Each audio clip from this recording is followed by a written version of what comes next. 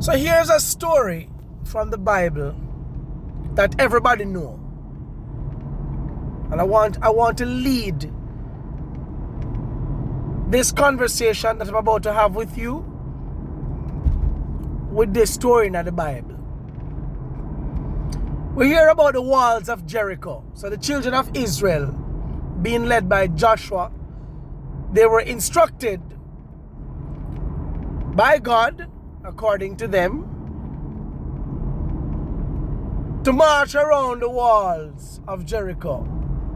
Of course, with the Ark of the Covenant leading the way, and they have trumpets and all kind of stuff. And on the seventh day, they were supposed to march around the wall 7 times. They were supposed to blow the trumpet and give a shout. And of course, it happened that the wall fell down.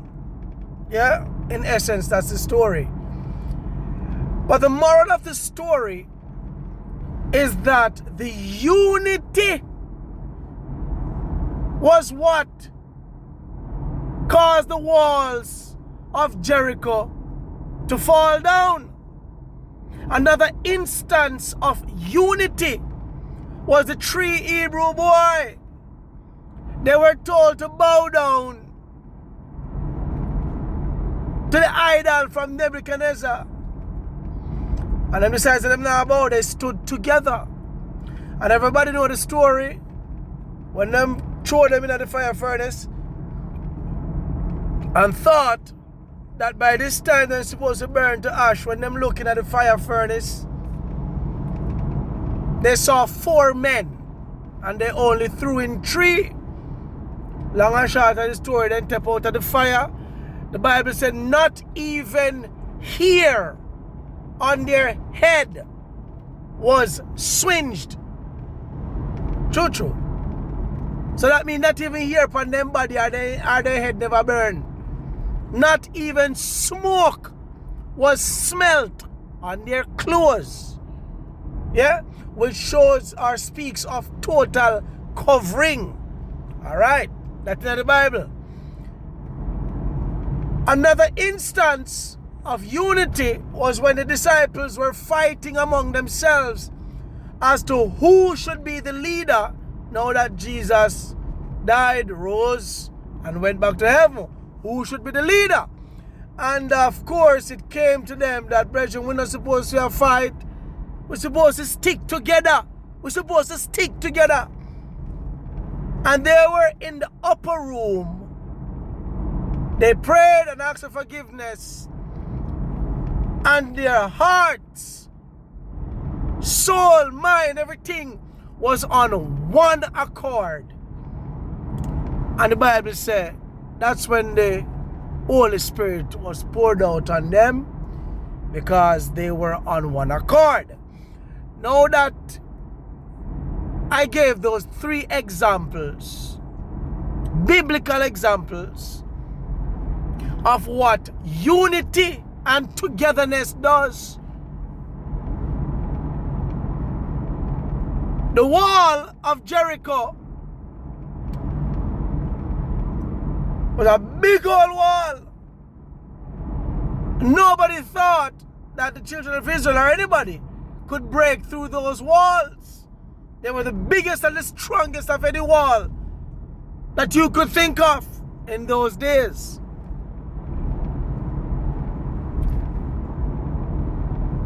Daniel and the lion's den. Big old lion according to them.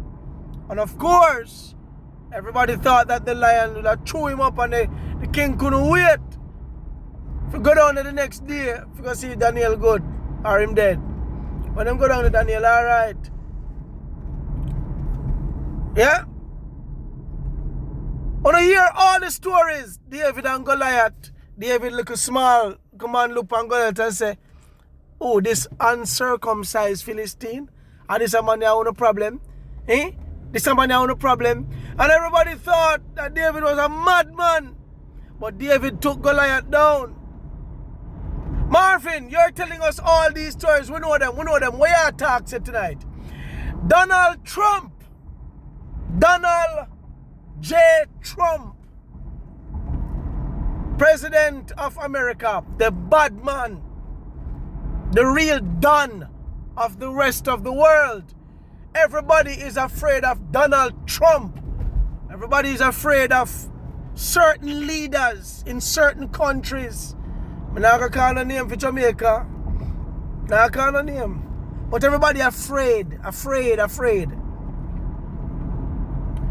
You see, the oil plays a very important role in how things move globally or operate globally. So when you see a man like Donald Trump, a lion in front of Daniel, when you see Donald Trump, a wall of Jericho kind of position he might take. When you see Donald Trump,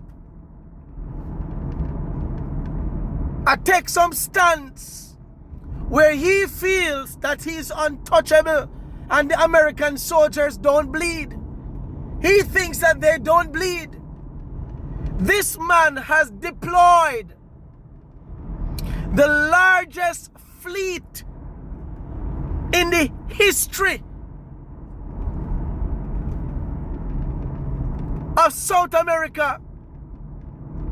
The largest fleet of ships, warships, and the command and the directive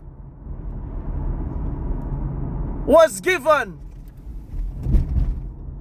that no Venezuelan ship, oil ship, should go in or should come out.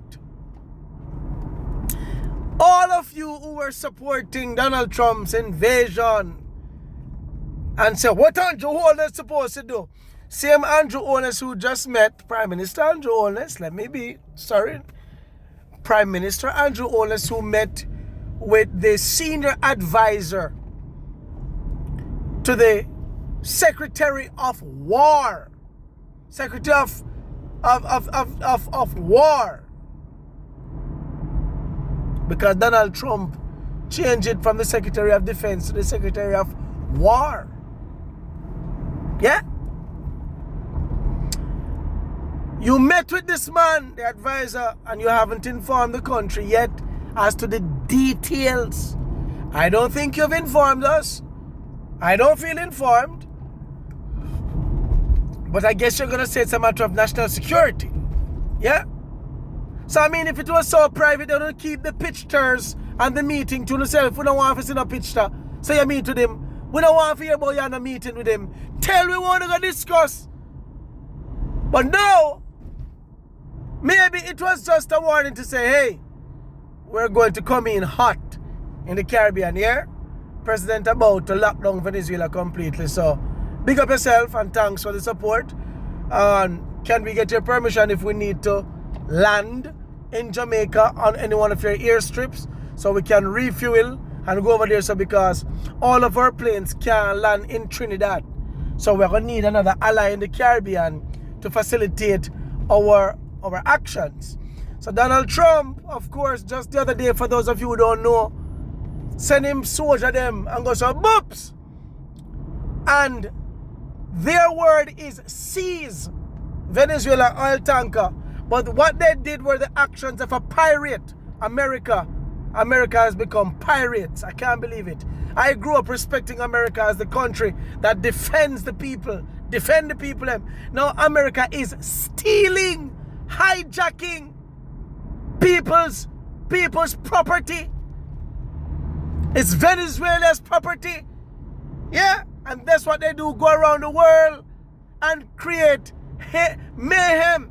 For all of you in Jamaica, know that Donald Trump says no oil tanker, no oil ship should leave Venezuela or go into Venezuela.